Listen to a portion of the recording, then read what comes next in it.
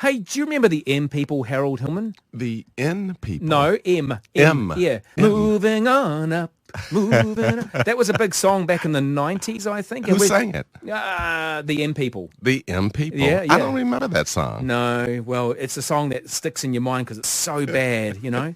We are going to talk about moving on up, moving across and managing up, down and sideways today. This is Harold Hillman. Harold is from the Sigmoid Curve Consulting Group. He's an executive coach here with me on the Sunday Cafe. What do you mean by managing up, across and down, and why is that important? It's all about being successful. If you have aspirations to make a difference, when you, particularly at work, where you want to get some things done, you may have an idea that you have to socialize with people a bit. So it is helpful around influence. A big part of it is being able to take people from point A to point B. And there's actually a bit of a science behind it. Roman, there's a professor by the name of Robert Cialdini who is at Stanford University. And his research has indicated that there's a few things that you really want to focus on if you want people to follow you, if you want them to grab hold of your idea and move with you. One of those is likability, just the fact that it pays to be decent people, to be likable, to have a fair degree of affinity, and to invest in relationships where people just sort of like you. The likability factor is one. There's also this thing around consistency. And so people are more likely to follow you if they have a consistent experience with you. So being volatile and showing up one day as this person and the next day in this mood, and it's hard for people to connect. It also helps for you to, in terms of authority, and that is to be very credible at what you are selling. And sometimes that requires a little bit more research, a little bit more digging in, so that when you are pitching an idea to a person, they really feel that you've gotten up under it and that you really are an authority around it. And then there's just this thing around reciprocity, which is look for opportunities to support people, because that tends to pay off later when you need something. And if you've gone out of your way to support someone, they'll remember that in a future opportunity where you're presenting, and, they just sort of get behind you because you've actually been there for them before. So there are some things around influence that just require a little bit more work. You don't want to be all task focused as opposed to just actually getting to know people, getting to know about their interests, how you can help, how you can support them. It tends to pay off big time.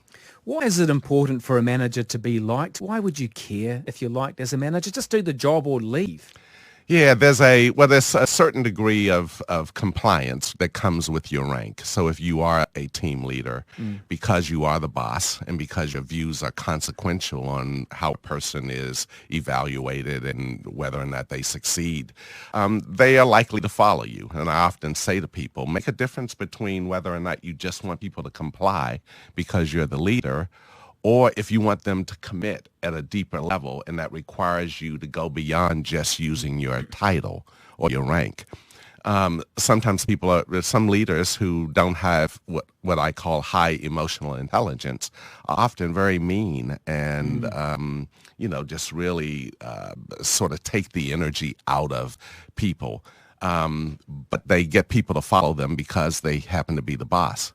Outside of that, if beyond that rank, can you actually get people to tap into what it is you're asking them to do? And that requires what I call leadership. Managing is about having rank, and leadership is about inspiring people to get behind an idea because they actually can see the real benefit in it, and they can see where they add value in it. So it just takes a little bit more. It helps to be liked, because people are more willing to trust you. They're more likely to have honest conversations with you if they believe that you are a person who is just decent. As an employee, as a subordinate to a manager, is it more important that I love my job or like my manager? It helps to have a good balance across the two. It is, loving your job is typically attached to a personal why.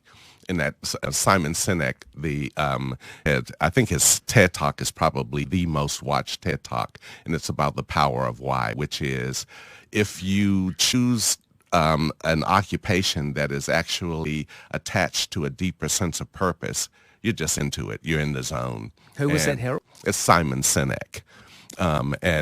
His TED Talk is called The Power of Why. And he's basically making the point that the biggest driver of whether you are fully engaged at work, is if you believe that what you're doing is contributing to a deeper sense of purpose around something that you consider to be meaningful, as opposed to it's just a paycheck. And so part of leadership is actually getting people to believe, whether they are working as a cashier at McDonald's or whether they are an executive in a big organization, and that is that what I'm doing here in this moment actually matters to other people. So it does help to have that degree of engagement. And it does. I just say to leaders that I coach, just try to be. Some people sometimes say it's more important to me to be respected than liked. And I say back to them, why can't you be both? Why can't you be respected and liked? It's not it's not like it's one or the other type of a thing. And so there is something around just being a decent human being. Okay. So managing up, how do you do this without appearing to suck up to the boss or lick their boots or, Well, there's that famous adage of kissing up and kicking down. Oh. I like that. Yeah, and you don't want to be that person. Oh no, sorry. You don't want to be that person. I'll stop immediately. That's right. No, and that is authenticity helps, and that is you do need to build relationships up the chain of command. You sort of have if your manager is the person who actually hired you, there's an implied commitment between you and that person in terms of supporting. But sometimes you have to go broader than just your manager. You may have to convince your manager's manager or people who are at a higher level in the organization. So go in to those conversations with the intent to learn, to explore, get their experience. People who are higher than you in the organization and rank typically have been through some experiences that you haven't yet. So a lot of times it's just about tapping their wisdom, their perspective on things, but and be specific about where you need their support so that people don't sense that you are just sort of dropping in to get points or those types of things. It is important if you have ideas that you want to grow, if you want to really move an idea into a practical thing that will make a difference for the organization, then it does help to occasionally drop in on people who are more senior to just learn from them. That's really... I know this is not really part of it. I'm selfishly wondering, if you're a bit of a delicate butterfly, are you well suited to being a leader, a manager? If you care too much about what people think. I see what you mean. Yeah, that can be you. There is this thing, particularly around authenticity, and that is edge. And your ability and your willingness to stand alone around a point that really matters to you. And so there is to your point around affinity, you can take it too far. And that is, if your desire is to be liked, you can go to an extent where that's really not. You've got to be able to draw the line, take a stand, and sometimes disagree with the majority. Yeah, because sometimes you need to kick someone's ass, don't you? Oh, you most certainly do. You do. You most certainly do. If affinity or likability should not be perceived as opposite of accountability. And so you can be both, is what I really say to people. You can be a decent person and hold people accountable for performance. All right, we've now motor through this. Managing across, how do you get people on your side? That's harder. Yeah. That's harder than managing up or managing down, because managing up or down implies that you have at least a sort of a relationship, a formal relationship. But it's with your peers. Sometimes you really do. And with your peers, again, reciprocity helps. Look for opportunities to help people, because that typically will pay off in the long run. It's also just around this notion of collaboration, which is when I come into your office to ask for your support, I'm really interested in your perspective as opposed to me just trying to persuade you with no intent to listen or maybe to modify my thinking based on an experience you've had.